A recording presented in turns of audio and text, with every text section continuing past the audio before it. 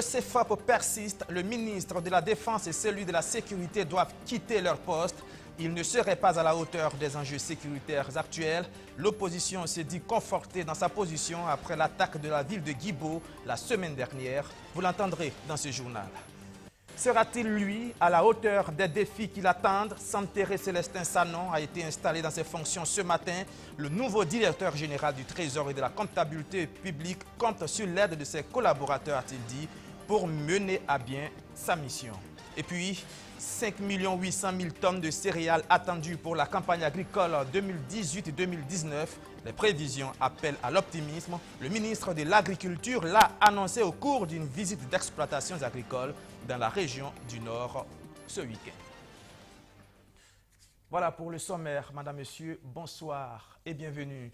Mais avant de développer ces titres, d'abord, sachez que dans le cadre d'une tournée africaine, le gouverneur général du Canada va séjourner au Burkina Faso pour une visite d'État du 23 au 26 octobre. Julie Payette devrait atterrir dans quelques heures maintenant, c'est-à-dire à 21 h à l'aéroport de Ouagadougou. Et à ce propos, la Direction générale du protocole d'État fait savoir dans un communiqué que, conformément aux pratiques protocolaires du Burkina Faso, 21 coups de canon seront tirés en l'honneur du gouverneur demain au cours d'une cérémonie officielle d'accueil à la présidence. Elle invite donc les populations à vaquer sereinement à leurs occupations. Et maintenant, cette réaction du CFOP après l'attaque terroriste qu'a essuyé la ville de Guibo la semaine dernière, l'opposition pointe du doigt une nouvelle fois l'incompétence des ministres de la Défense et de la Sécurité et elle demande encore et toujours leur départ. Rémi Lambert-Nébier. L'attaque de la ville de Guibo le jeudi 18 octobre dernier par des individus armés revient dans les tablettes de l'opposition ce mardi. Pour le CFOP, si l'attaque en elle-même n'est pas une surprise, le mode opératoire, quant à lui, surprend. Si le Nord est actuellement reconnu comme une zone de prédilection des terroristes, le mode opératoire de cette attaque nous surprend. Au cours de l'agression, selon le maire de la ville de Guibo, interrogé par la Voix de l'Amérique, il n'y a pas eu de renfort. Pourtant, il y a un détachement militaire, le groupement des forces antiterroristes et la police dans la localité. Pourquoi les autres forces armées et la police dans la ville n'ont pas réagi? Cette attitude peut être comprise par l'effet des mines et des embuscades dans lesquelles les forces tombent en allant au renfort. Mais l'attaque en elle-même était à craindre à cause de son mobile, naturellement évoqué par la presse, qui était de libérer les terroristes incarcérés dans cette brigade depuis un certain temps. La question qui se pose cependant est pourquoi une cinquantaine de terroristes peuvent-ils être enfermés en un seul endroit, surtout dans une brigade de gendarmerie qui n'offre pas toutes les garanties de sécurité. Nous sommes tentés de croire que les décisions ou les moyens ont manqué pour leur déferment dans une prison. Et l'opposition dit s'offusquer davantage quand elle constate que depuis l'attaque, ni le ministre de la Sécurité ni celui de la Défense ne se sont rendus à Guibo pour réconforter les populations terrorisées. Une autre raison suffisante à ses yeux pour reformuler sa requête express de limogeage de ces deux ministres. Cela ne revient pas à l'opposition politique de pouvoir naturellement dresser en fait un profil et le soumettre en fait au chef de l'État. Il revient au chef de l'État, voilà, de pouvoir, au vu des compétences, et je pense qu'il y a beaucoup de Burkinabés qui sont compétents quand même à ce jour, de pouvoir nommer qui il souhaite. Le plus important, c'est que nous puissions avoir des personnes compétentes à la tête de ces ministères. Nous pensons que pour ces postes stratégiques, ce qui est extrêmement important, déjà dans un premier temps, c'est la connaissance du territoire. Sans ne pas vouloir fustiger la formation de qui que ce soit, mais pour des personnes qui ont de par le passé été à la tête de la gestion du CIAO, qui ont ou qui sont qualifiés pour des questions relatives au commerce, ça et là. On leur demande aujourd'hui d'administrer des questions liées à la défense nationale. Nous pensons que fondamentalement, c'est à peu près aux antipodes des questions de compétences. Après le terrorisme, c'est sur le terrain de la gouvernance locale que l'opposition se glisse. Et là, elle accuse le parti au pouvoir de perpétrer une tentative de déstabilisation des maires issus de ses rangs, en l'occurrence celui de l'arrondissement 7 de Ouagadougou, Seydou Compaoré. Une tentative qui aurait échoué selon ses dires. Je vous le disais en titre, il est le nouveau directeur général du Trésor et de la comptabilité publique. Nommé il y a 2 semaines, Célestin Sanon a pris officiellement en fonction ce 23 octobre et il dit compter notamment sur le soutien de ses collaborateurs pour mener à bien sa mission. Voici le compte rendu de Luc Pabelgem. Nommé en Conseil des ministres le 10 octobre et installé ce 23 octobre par le secrétaire général du ministère de l'économie, des finances et du développement, le nouveau directeur général du Trésor et de la comptabilité publique est un ancien de la maison puisqu'il a passé 21 ans dans la famille Trésor public. En portant s'enterrer Célestin Sanon à la tête du Trésor et de la comptabilité publique, le ministère a opté pour la promotion interne et selon le SG, le nom du nouveau directeur général revenait le plus souvent au moment du choix. L'installation intervient au moment où nous sommes à une période décisive de la mise en œuvre du plan national de développement économique et social qui interpelle beaucoup la DGCP sur plusieurs chantiers afin en tout cas de réussir la mise en œuvre de ce plan-là qui vise une transformation structurelle de l'économie burkinabé. Il va sans dire que nous devons nous atteler à répondre à toutes les sollicitations dans le cadre de la mise en œuvre de ce plan économique et développement social du Burkina Faso. L'humilité qui vous caractérise est un atout qui vous aidera à assumer vos nouvelles fonctions, dit le SG en s'adressant au nouveau maître des lieux. Le premier mot qui m'est venu à l'esprit, c'est l'humilité, parce que la personnalité du nouveau directeur général est telle qu'il reste effectivement dans cette vertu-là. Et j'ai dit qu'en cultivant, en restant lui-même, ça va lui permettre de mieux appréhender sa mission, de mieux l'exécuter, surtout dans un climat où le dialogue est quand même le maître mot. Cette qualité-là va lui servir. Mais pour le reste, c'est un grand professionnel, 21 ans de service au Trésor public. Il suffit qu'il reste rigoureux dans son travail et qu'il applique ses connaissances. Je pense qu'à partir de là, sa mission ne sera que facilitée. S'enterrer, Célestin Sanon est inspecteur du Trésor. Il remplace l'ancien directeur général Abraham Ouattara appelé au FMI. Aussi appelé banquier de l'État, le Trésor public a pour mission essentielle d'assurer une saine gestion des deniers publics, de veiller à la gestion du système financier national et de garantir la trésorerie de l'État. Voici un chantier auquel le nouveau directeur général du Trésor devra certainement s'attaquer, la rationalisation des dépenses publiques. Le thème était au centre de la 2e session ordinaire de l'année du Conseil économique et social. Après 4 semaines de réflexion, plusieurs recommandations ont été formulées à l'endroit du gouvernement. Madina Sinou. 4 semaines de travaux faits de débats, d'échanges et de discussions. Pendant 4 semaines donc, les conseillers du CES, le Conseil économique et social, se sont appropriés la problématique de la rationalisation des dépenses publiques de l'État. Et ce 22 octobre, jour de clôture de la 2e session ordinaire de l'année 2018, des recommandations ont été formulées à l'endroit du gouvernement. Des recommandations qui visent une meilleure répartition des dépenses publiques et qui tiennent compte des besoins de toutes les couches sociales du Burkina Faso. Je pense que toutes les recommandations sont très pertinentes et vous avez vu que nous avons insisté sur le fait qu'il y a la nécessité d'associer les populations depuis l'élaboration du budget, depuis leur suivi, parce qu'on a vu que c'était quand même un élément important si nous voulons vraiment avancer. Et vous avez vu aussi que par rapport au parc automobile de l'État, on a demandé qu'on revoie un certain nombre de choses parce qu'en ce moment-là, même la vente aux gens souvent pose problème. Donc pour vraiment réduire le train de vie de l'État, vous avez vu aussi que nous avons demandé, nous avons félicité l'État parce qu'avant, quand un président d'institution ou un ministre quitte sa fonction, il a 6 mois un salaire qu'on vire. Nous avons d'abord félicité parce que maintenant c'est réduit à 3 mois. Mais nous voulons que cela prenne fin, en tout cas d'ici quelques années. Les réflexions menées par le CES au cours de sa 2e session ordinaire témoignent de l'intérêt que l'institution porte aux actions de l'exécutif selon son président. La session est très spécifique et parle des dépenses publiques et aussi de l'efficacité de l'appareil d'État. Et nous avons vu que c'était important que qu'il y ait des mécanismes qui soient mis en place pour permettre à l'appareil d'État de bien fonctionner et d'atteindre les objectifs qui permettent un développement constant, un développement durable, un développement qui entraîne l'ensemble de la population et qui bénéficie à l'ensemble de la population.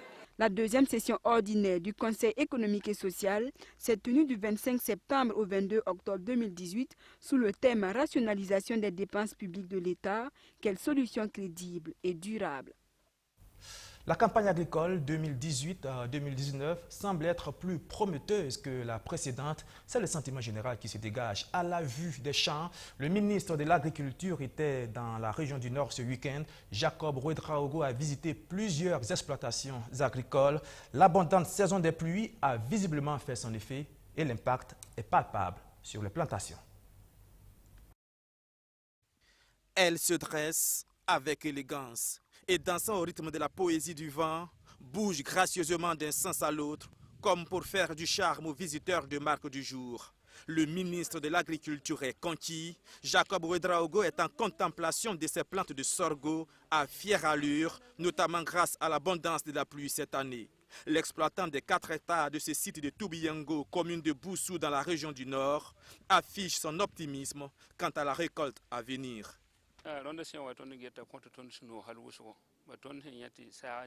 Nous sommes satisfaits de la pluviométrie de cette année.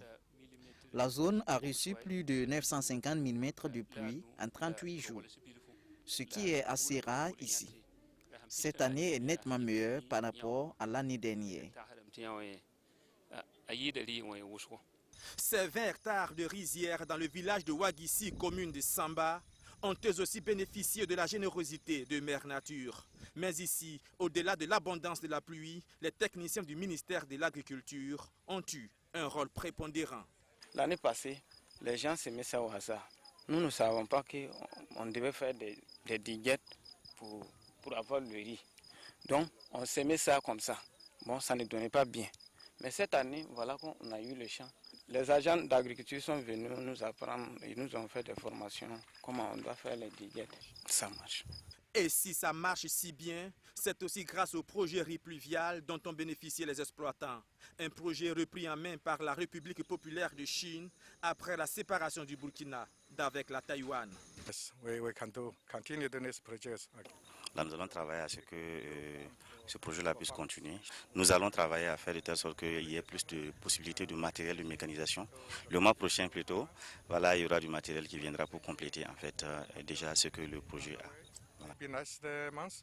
En attendant, la récolte de cette année, elle, se présente sous de meilleurs auspices. Sur cette superficie de 20 hectares, on attend une production de 12 millions de francs CFA et aussi un bénéfice de plus de 7 900 000 francs CFA. C'est quand même quelque chose à apprécier. Les chiffres globaux de la présente campagne agricole sont tout aussi édifiants. Plus de 17 milliards de francs CFA entièrement financés par le budget de l'État ont été investis. En termes de prévisions, on attend 5 800 000 tonnes de céréales, plus d'1,5 million de tonnes de production de rente et près d'1 million de tonnes de culture vivrière. De quoi ne pas revivre le cauchemar de l'insécurité alimentaire de l'année dernière. Voilà, on revient à Ouagadougou et on se rend à la salle des banquets de Ouaga 2000 où se poursuit le procès du putsch manqué de septembre 2015. À la barre ce 23 octobre, l'ex-député Salifou Sawadogo, il est notamment accusé d'attentat à la sûreté de l'État, de meurtre et de coups et blessures volontaires. Il a plaidé non coupable comme celui qui l'a précédé dans le box des accusés. Léonce Koné est resté sur sa position au 4e et dernier jour de son audition. Roméo Koeta. Au 4e et dernier jour de son audition, les débats n'ont pas sensiblement évolué. Les avocats de Herman Yameogo sont revenus sur cette question d'opinion politique exprimée par le client. Maître Yerim Tiam, un des avocats de l'accusé, pense que c'est l'apologie qui est punissable et non une opinion politique comme celle émise par son client. Il a donc invité le parquet à baser ses observations sur des faits concrets et non sur des interprétations qui n'auraient aucun fondement juridique selon lui. Sur cette même base, l'accusé est quant à lui convaincu qu'il pourrait passer des années à la barre sans que le parquet ne puisse démontrer sa complicité. Dans ses derniers propos, il a d'abord eu une pensée pour ses enfants qu'il n'aurait pas revus depuis 7 ans. Il a ensuite demandé la clémence du tribunal pour certains co-accusés en faisant référence à des militaires de l'ex-RSP. Herman Yameogo pense que ces soldats auraient pu contribuer à la lutte contre le terrorisme. Enfin, le président de l'UNDD a appelé le chef de l'État, Rochma Christian Kaboré, à se mettre au-dessus de la mêlée pour aller vers une véritable réconciliation nationale. À sa suite, c'est l'ancien député du CDP, Salifou Sawadogo, qui s'est présenté à la barre. Il a vu son immunité parlementaire levée pour sa présumée implication dans le putsch. Les faits retenus contre lui sont la complicité d'attentats à la sûreté de l'État, meurtre et cause de blessures volontaires. Il est notamment cité comme celui qui a ordonné l'incendie du domicile de feu Salifou Diallo. Des accusations qu'il a niées en bloc. Il estime que du vivant de Salifou Diallo, il a eu l'occasion de le dire en face qu'il n'a pas fait brûler son domicile. Sur cet aspect, l'ancien parlementaire dit avoir la conscience tranquille.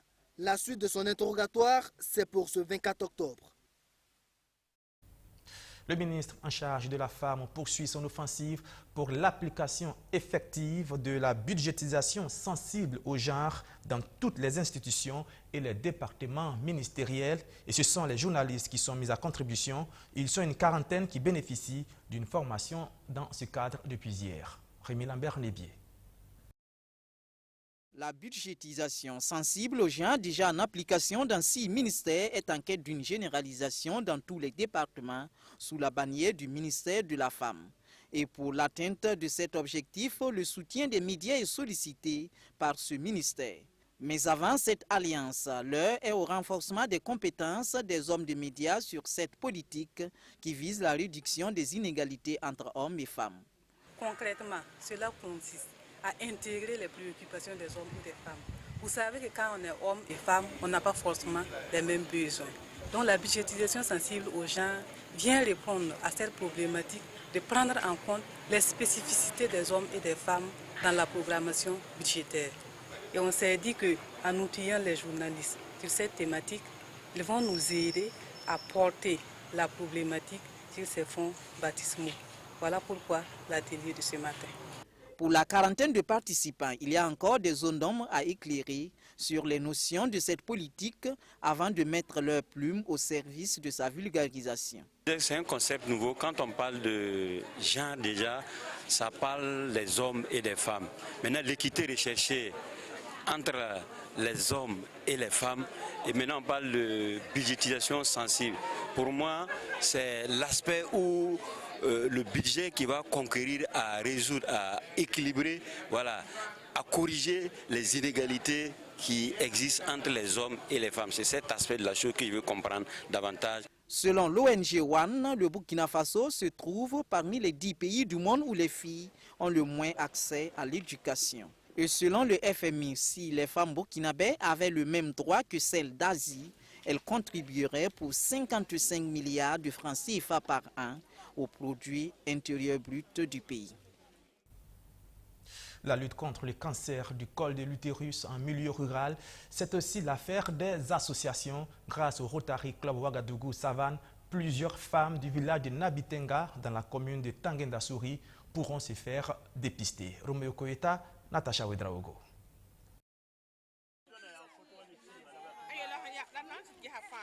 D'abord, la distribution des fiches de dépistage, puis l'entretien à huis clos, ensuite le dépistage des lésions précancéreuses du col de l'utérus. Et celles présentant des lésions se dirigent vers ce quart. Seulement 4 étapes pour limiter ou même éviter le cancer du col de l'utérus.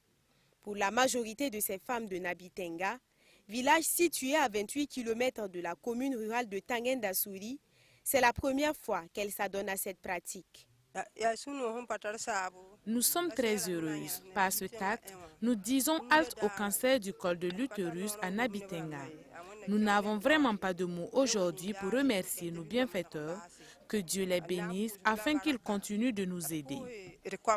Déjà, c'est une grande joie et puis une grande satisfaction à la mesure où on traite les problèmes de la santé de la femme et qui parle du cancer du col de l'utérus. Je crois que c'est un fléau qu'il faut éradiquer au fur et à mesure que nous avançons. Cette campagne de dépistage est une initiative de Rotary Club Ouagadougou-Savane. Elle est le fruit d'une amitié vieille de 14 ans entre le club et le village. Ça fait 14 ans que nous venons chaque année pour le mois d'août ou de septembre pour un reboisement. Donc on a un bosquet ici depuis 14 ans. Et cette année même, on a eu à reboiser tout autour de l'école, à mettre 500 plants tout autour de l'école. Donc ce fut à l'occasion de ce reboisement que les femmes de Doudoulma ont demandé à ce qu'on puisse faire le dépistage cette année dans la localité. Nous voulons que tout le monde sache ce que Rotary Club fait, ce que les Rotariens font pour les communautés. C'est un très bel exemple de solidarité que Ouagadougou-Savane vient de montrer. Et ce sont les populations qui vont toujours en bénéficier. Au total, plus de 500 femmes seront dépistées et celles déclarées positives seront prises en charge par le club jusqu'à guérison. Cet acte n'est qu'un parmi tant d'autres que Ouagadougou-Savane a posé dans ce village et il ne compte pas s'arrêter en si bon chemin.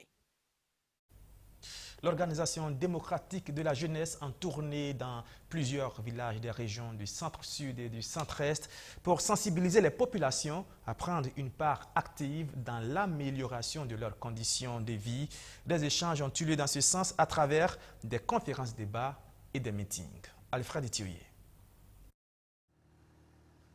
À une quinzaine de kilomètres de Manga dans le centre-sud, la commune de Kaïbo. C'est ici que s'achève ce 20 octobre la caravane jeunesse ODJ, Organisation démocratique de la jeunesse. Une caravane qui a sillonné 6 villages de la région du centre-sud et du centre-est, ponctuée par des vidéos-débats, des conseils de base et des meetings. Objectif, éveiller la conscience des citoyens sur les préoccupations qui sont les siennes. C'est de poursuivre la lutte que nous avons engagée depuis longtemps, la lutte de notre peuple, mais aussi de façon spécifique la lutte que l'ODJ a engagée depuis, pour que l'exploitation des ressources naturelles de notre pays, que ce soit l'or, que ce soit les ressources foncières, servent aux populations locales, à leur mieux-être, servent au développement du pays. Mais aussi, l'objectif de la caravane, c'est de contribuer à défendre et approfondir les acquis de l'insurrection populaire. Il s'agit en clair de lever le niveau de compréhension des populations sur les enjeux du moment et de les sensibiliser sur leurs responsabilités dans la quête du mieux-être. Une mission que s'est assignée la jeunesse ODJ et qui semble être comprise des populations. Pour quelqu'un qui sait d'où nous venons, quand on se projette et quand on regarde aujourd'hui, on est compris. Par moments, ça peut paraître difficile au premier abord, mais après avoir introduit le sujet, c'est-à-dire que tout ce que nous développons là, ce sont les conditions objectives que vivent les populations. Donc, elles n'ont pas forcément besoin de grands mots ou de grandes théories, mais à travers les explications et les présentations, les populations se retrouvent en plein dans ce que nous décrivons. Donc, c'est ce qui crée l'adhésion à la limite spontanée des populations et aussi suscite leur engagement, donc à renforcer les rangs de l'organisation, mais aussi à conduire des luttes autour des plateformes revendicatives.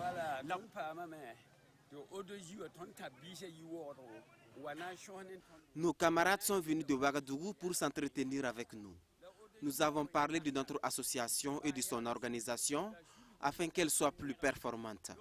L'ODJ est une organisation démocratique et nous luttons contre l'injustice, les malversations et les abus. Nous sommes 2 organisations sœurs. L'étape de Kaïbo marque la fin de la 4e édition de la caravane jeunesse ODJ. L'organisation se satisfait de la réussite de l'édition et de son implantation dans la région. Elle est du reste présente dans les 45 provinces et compte des clubs à travers les communes du Burkina. Voilà, c'est la fin de ce journal. Merci de nous avoir suivis. Demain, vous retrouverez Mamounata Kaboré pour l'édition de la mi-journée. Et puis moi, je vous donne rendez-vous à 19h30 pour l'édition du soir. Merci de votre fidélité.